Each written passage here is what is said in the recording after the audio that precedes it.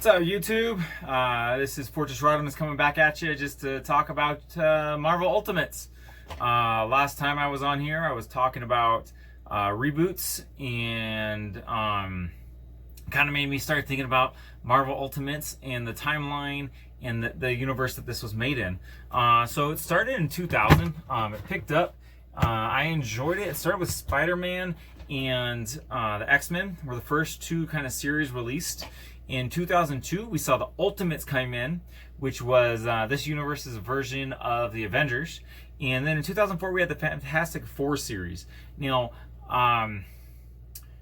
some one-shots. I think we had Iron Man in there, have his little own mini-series, and I think Thor. I mean, there were mini-series in there, but it really started with Spider-Man and the X-Men.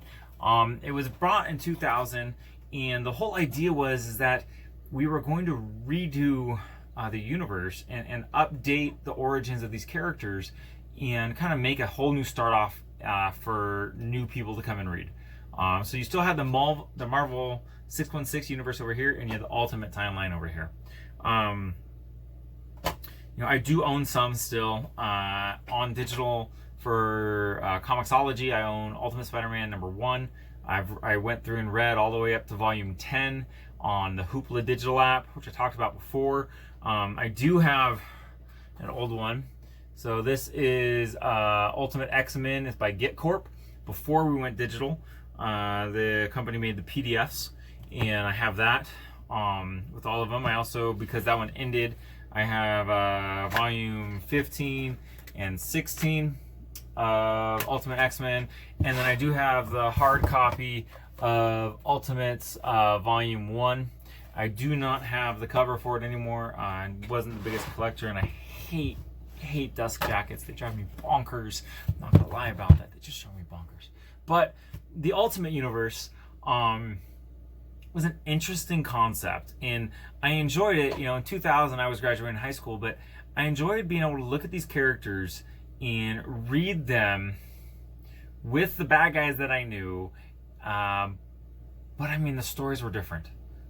You didn't have to know all the way back 30, 40 years of X-Men history, Spider-Man history, Avengers history, Fantastic Four history. There's so much back there, guys.